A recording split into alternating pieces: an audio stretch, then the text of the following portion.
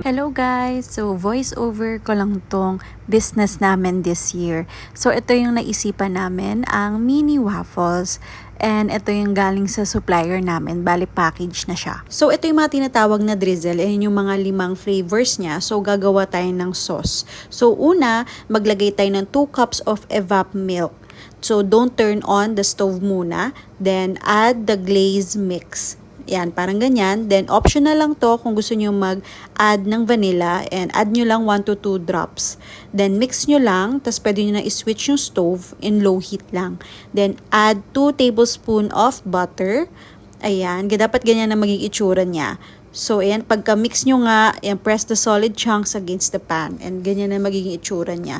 So, medyo may buo-buo nga dito, guys. Grabe, napakahirap pala mag-baking. Ganun. So, after nun, syempre, ililipat natin siya sa isang lalagyanan. So, bumili ako ng ganyan sa Shopee. Cowbell ang ginamit namin na evap kasi yun yung parang recommended nila. Tapos, Lurpak. Ayan. Ayan lang kasi available. So, yun yung ginamit. Ito yung ibang drizzle, milky pink, milky matcha, and milky ube. So, ito na, gagawa na tayo ng waffle. So, i-ready nyo yung mix and then 2 cups of water, 1 cup evap milk. So, cowbell ang napili namin. Then, 3 small eggs or 2 medium eggs and 1/2 cup of oil, 1 to 2 drops of vanilla. Optional yun, ha? Tapos, mix, ayun, until ma-dissolve siya. Then, transfer nyo na sa bottle. Then, ayun na. So, ito yung aming waffle machine. O, diba? Mini talaga, literal. So, ganyan, nung time na yan, first time ko ever gumawa ng waffle. Yes, tingnan nyo, parang di pa masyadong perfect, pero sabi nga nila, practice makes perfect. So, ito mismo yung mga toppings and drizzle namin. And ayan yung total package doon sa aming supplier. So, ayan, may orders tayo. So, ito yung orders from the company. So, 17 waffles lahat. So, grabe, iba't ibang tao yan. And ito yung mga first order. So, kumbaga, naging bulk order siya. So, ako lang yung gumagawa that time. And grabe, nga pa talaga ako dyan. Kasi since first time ko pumasok sa food business. And grabe, I love the experience talaga. And in fairness naman, na-achieve ko yung part na yan. As in, grabe yung struggle kasi tingnan niyo yung bottle. Sobrang hirap kaya niyang i-squeeze. Ayan yung free nung kasama sa may sa may package namin. So, ayan nga yung mga list of orders. O, di ba nakita nyo? And tignan nyo naman yung ginawa kong waffle. Medyo perfect. Syempre, may part na hindi. May part na oo.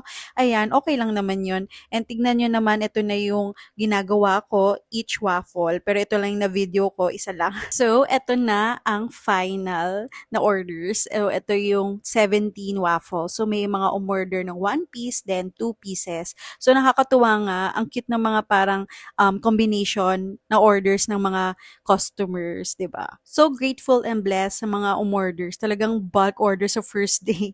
So this one, si hubby naman ang magta-try. First time niya din gumawa ng waffle. So ito, tingnan niyo yung ginagawa niya. So ina-assist ko lang din siya kasi syempre nakapag-start na ako, may experience na ako. So gusto niya din matry since business namin to dalawa. So ayan, itatry niya na. So parang naging dry run kumbaga para sa kanya. Kasi gusto niya din matry.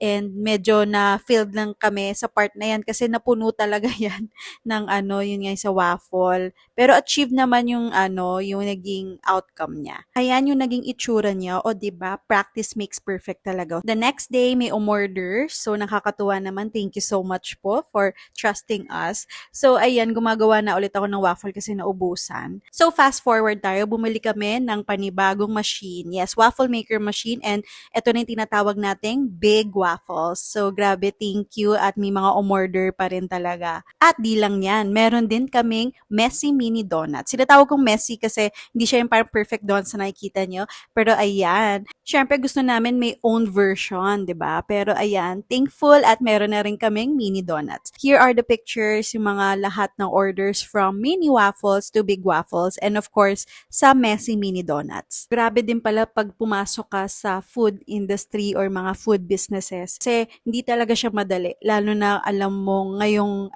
talaga, 'di ba, the pandemic. So lahat talaga nagsi-business sa mga homes nila, ganon. So ayun, talagang di palagi merong customer. Pero at least merong umu-order. Sabi nga nila, pag may umu-order pa din, ipagpatuloy mo yan. Kahit hindi magkaroon ng maraming customer sa isang araw, kahit pa isa o dalawa, okay lang yun. At least, 'di ba, meron pa ring umu-order sa business mo. Kaya pagpatuloy mo lang yan kahit alam natin napakahirap sobra. Wag na wag mawalan ng pag-asa at mag-isip talaga ng ibang konsepto kung paano dumami yung mga customers, yung mga clients mo. So, i-push lang yan talaga at pag-pray mo lang yan kay Lord na maging successful lahat ng gagawin natin. Kaya thankful and grateful po ako sa mga tao nagsusupport sa aming business. And alam ko, dami at dadami pa talaga yan. So, eto na nga, please, please, please do follow our Facebook page. It's APA's Food Business. It stands for Adam, Pami, Aiden. Yes, ayan. Ang cute, di ba, ng name? Nakaisip niyan si hubby. So, ayun, maraming pong salamat ulit and sana masuportahan nyo kami. Bye-bye! Thank you po for watching!